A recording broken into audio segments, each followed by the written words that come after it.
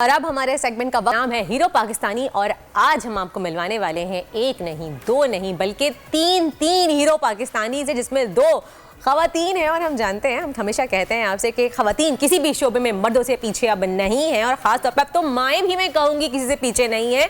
Bahrain में होने वाले एक एथलीट चैम्पियनशिप में एक नुमाया किरदार इन्होंने अदा किया है और 4 बच्चों की ये वालिदा हैं जिनका नाम है ज़ैनब खान। इन्होंने एक ओपन वेट लिफ्टिंग कैटेगरी में इन्होंने गोल्ड मेडल जीता है। फिर साथ में हमारे साथ मौजूद हैं वहीद खान, इन्होंने भी मर्दों की कैटेगरी में, मेल कैटेगरी में इन्होंने गोल्ड मेडल विन किया। और साथ में हमारे साथ हैं अलीशा चन्ना, जिन्होंने अंडर 18 पाकिस्तानी में फर्स्ट पोजीशन हासिल की। और ये तीनों हीरोज़ हमारे साथ मौजूद हैं स्टूडियो में। इस वक्त इनको वेलकम कहेंगे अपने शो में।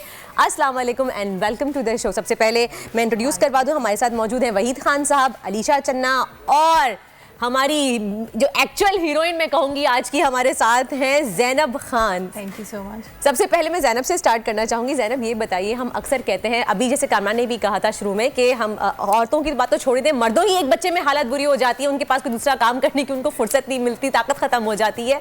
माशाल्लाह 4 बच्चों की वालदा होने के बाद आपने गोल्ड मेडल जीता और 17 साल का ये सफ़र था आपका, कैसे? थैंक यू सो मच, आपने हमें अपने शो पे इनवाइट किया। Thank you so much and pleasure, thank you so much for coming. You welcome. Actually मुझे मैं टीन एज से कर रही थी कराटे, भाइयों के साथ मैंने स्टार्ट लिया था, शौक़ था मुझे, भाइयों को देखकर स्टार्ट हुआ। फिर उसके बाद जब मेरी शादी हो गई तो ये सिलसिला रुक गया। फिर उसके बाद बच्चों में मैं बिज़ी हो गई, बच्चों की पढ़ाइयाँ, बीमारियाँ, और मेरे बच्चे जो हैं माशाल्लाह चारों जो हैं वो सी सेक्शन से हैं। और अच्छा, और फिर उसके बाद भी माशाल्लाह से आपने प्रैक्टिस जारी रखी थी? मैं करती रहती थी। तो मुझे धचके पे धचका दे चले जा रही है। मेरी बहन कौन सी चक्की का आटा खाती हो? जो सब खाते हैं एक्चुअली। तो फिर छोड़ देती थी मैं, कभी बच्चों की बीमारियों की वजह से, कभी खुद वीकनेस हो जाती थी। लेकिन जब मेरी छोटी बेटी 5 महीने की थी तो मैंने दोबारा से स्टार्ट लिया और फिर माशाल्लाह से आपने अचीवमेंट की अपनी। स्टार्ट लिया, लेकिन मैंने फिर उसको ड्रॉप कर दिया। और अभी रिसेंटली 1.5 महीने की ट्रेनिंग करके मैंने कोई 17 साल के बाद मुझे कोई पहली अपॉर्चुनिटी मिली है। 17 साल के बाद आपने 1.5 महीने की ट्रेनिंग करके माशाल्लाह से गोल्ड मेडल अपने नाम किया। Hats off to you Zainab Khan, और हमारी दुआ है आगे भी आप ऐसे ही मज़ीद और गोल्ड मेडल जीती रहे। अलीशा चन्ना, आप बताएं, आप अंडर 18 में आपने फर्स्ट पोजीशन हासिल की है, राइट? तो आप भी प्रैक्टिस करती रहती हैं शुरू से, और कितने अर्से की ट्रेनिंग ली आपने? 1 ईयर की ट्रेनिंग के बाद। और मैं आपकी जानिब बढ़ना चाहूँगी, वहीद खान, आपने भी गोल्ड मेडल हासिल किया है, आपने भी वेट लिफ्टिंग में किया है? नहीं, मैंने प्लस कराटे का टूर्नामेंट। अच्छा, कराटे का टूर्नामेंट था, ठीक। क्यूकिशन कराटे का टूर्नामेंट था इंटरनेशनली बहरीन में। उसमें मैंने प्लस 90 kg में फर्स्ट पोजीशन हासिल की है। वाओ।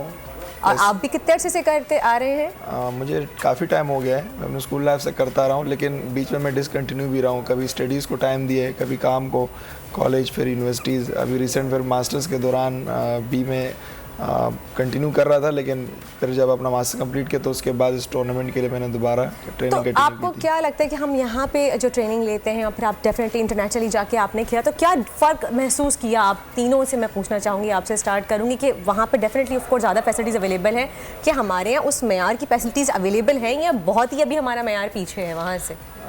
अगर इन टर्म्स ऑफ आप फैसिलिटीज़ पूछे तो वो शोर वहाँ पर ज़्यादा है, यानी वहाँ जो इक्विपमेंट है, वहाँ जो क्लब है और वहाँ जो एक एनवायरनमेंट है वो ज़्यादा अच्छा है। बनस्बत फैसिलिटीज़ को अगर देखें तो वो वहाँ पे ज़्यादा है।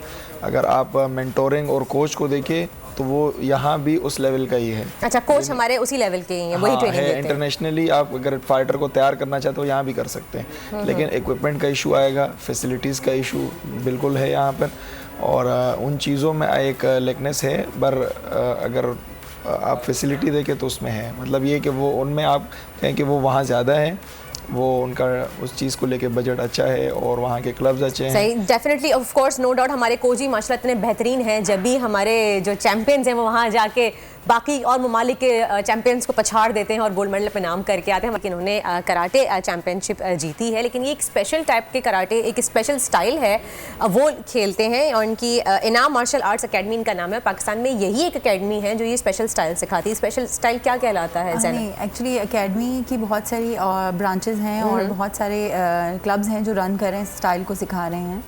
इसका नाम है क्यूकिशन काइकान। एक जापानी स्टाइल है, इसका मतलब है सच्चाई पे मबनी माशरा। और इसको 1975 में मेरे father in law Sheehan Inamullah Khan ने पाकिस्तान में इंट्रोड्यूस करवाया था। और वो पाकिस्तान नेवल SSGs कमांडो को उनके ट्रेनर रहे हैं, उन्हें भी उन्होंने इसकी ट्रेनिंग दी है। इसके अलावा सऊदी अरेबिया, अज़रबैजान, बहरीन में भी वो ट्रेनिंग करवा चुके हैं। तो अभी आपके हस्बैंड ट्रेनिंग दे रहे हैं और इसकी? अब जो है मेरे हस्बैंड, मेरे ब्रदर इन लॉज उसको रन कर रहे हैं, और मेरे फादर इन लॉ के अंडर जो स्टूडेंट्स थे वो पाकिस्तान में मुख्तलिफ शहरों में जो है इस स्टाइल को जो है वो चला रहे हैं। ये स्टाइल कैसे मुख्तलिफ है बाकी दूसरे स्टाइल, जैसे टाइक्वांडो हो गया या और दूसरे की हम बात करते हैं? एक्चुअली फुल बॉडी कॉन्टेक्ट है, और इसमें आपको सीवियर इंजरीज भी हो सकती हैं। और हमारी severe injuries as in like आपकी बोन भी टूट सकती हैं, ओहो, मसल डैमेज हो जाते हैं आपके, तो इस तरह की होती हैं। अभी ब्रेक में जैसे आप मुझे बता रही थी कि आपकी बोन भी सॉइल हो गई थी, क्या हुआ था उस पे? एक्चुअली वो मेरे ओपोनेंट जो थी, सरप्राइजिंगली मुझे जो है ओपन वेट में लड़ना पड़ा। मैं -60 हूँ, और मुझे जब वहाँ ये पता चला कि मुझे ओपन वेट में फ़ाइट करनी है, तो मेरी ओपोनेंट्स जो थी वो बहुत ज़्यादा हैवी थी। फर्स्ट ओपोनेंट तो बहुत जाइंट थी, और स्पेनिश थी, वो UAE के क्लब से लड़ रही थी। 120 kg उनका वेट था। सही। तो ज़ाहिर है उनकी पावर ज़्यादा थी बहुत, और उन्होंने मुझे फ़ाइट के दौरान नी शॉट जो है, नी जो है उन्होंने उठाकर जो है मेरी अटैक किया मुझे, तो वो मेरी बोन पे लगा। सही।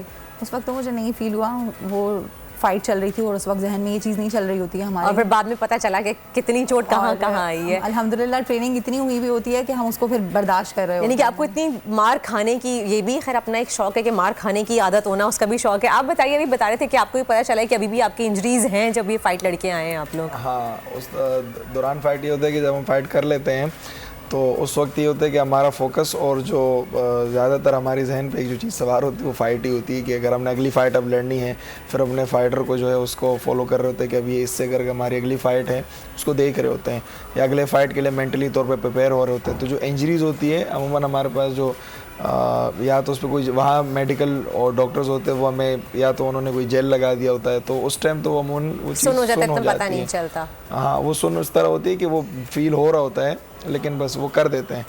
फिर जब आप फिर वो इंजरीज मजीद सीवियर हो रही होती है, लग रही होती है, मेडिकल स्टाफ होता है वहाँ पे, उनके मेडिकल डॉक्टर्स होते हैं। अलीशा, आप का सामना हुआ है इस तरह की इंजरी से, या अभी आपको भी शौक है? अभी तो आप स्टार्ट में अंडर 18 में ही लड़ रही हो ना, तो कभी इस तरह का हुआ है आपके साथ भी सामना कि ठीक ठाक मार खाई और फिर मार खाने के बाद उस वक्त जीत के 2 दिन बिस्तर पे पड़े हुए हैं?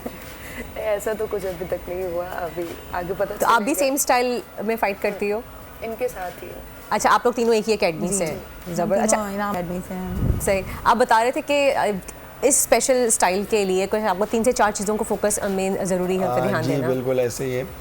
इसमें आपको जो 3 चीज़ें मेन चाहिए वो उस पर मतलब कॉम्प्रोमाइज़ नहीं किया जा सकता। एक आपकी पावर है, यानी आपकी स्ट्रेंथ है, दूसरा आपका स्टेमिना है, और एक आपकी कंडीशनिंग है, बॉडी कंडीशनिंग है, यानी आप कितनी मार आपको खानी है और उसके लिए आपको बॉडी को प्रिपेयर करना है। फिर स्टेमिना, और ये 3 चीज़ें हैं, इस पर कॉम्प्रोमाइज़ नहीं किया जा सकता। ये लाजमी चाहिए आपको। जैसे पावर लिफ्टिंग है, वो एक गेम है, अब उस गेम में आपको स्ट्रेंथ ही चाहिए, उस पर आपको मार नहीं खानी। ये ज़्यादा यानी डाइवर्सिटी इसमें बहुत ज़्यादा है। मुझे अभी भी याद है, मैं एक दफ़ा जब नेशनल लड़ रहा था तो उसमें इंजरी हुई थी कि मैं ये जो मेरी बोन है चेस्ट की, हाँ, ये इंजर्ड इतनी हो गई तो मुझे लगा शायद क्रैक की हो गई होगी, पर वो फिर बचत हो गई थी, बच गए थे। तो यानी कि ये वाली फाइट लड़ने के लिए भी आपको ठीक ठाक ट्रेनिंग चाहिए और मार खाने का जज्बा भी होना चाहिए, बर्दाश्त का मादा इतना होना चाहिए। खैर, थैंक यू सो मच, बहुत बहुत शुक्रिया। हमारे साथ मौजूद थी ज़ैनब खान, वहीद खान और अलीशा। आपका बहुत बहुत शुक्रिया, आपने हमें अपना कीमती वक्त दिया। Wish you all the best. और फ्यूचर में आप लोगों के जो प्लान्स हैं, आप आगे जाना चाह रहे हैं फ़ाइट के लिए, तो उसमें भी आप इंशाअल्लाह सुरखरू होकर आए, ताकि फिर दोबारा से हम आपको अपने शो पे लेंगे। Thank you so much. खूने नाहक बहुत पी चुकी ये जमीन, अब कोई दिन में ये खून उगलने को है। खत्म हो जाएगी ये तमाशागरी, वक्त पलटेगा रोजे जजा की तरह। ये जो पेशावर में ताजा लहू है बहा, एक क़यामत करेगा फलक पर बपा। गम की सलमनाक घड़ी में बोल सानह पेशावर में शहीद होने वालों के लवाहिकीन के साथ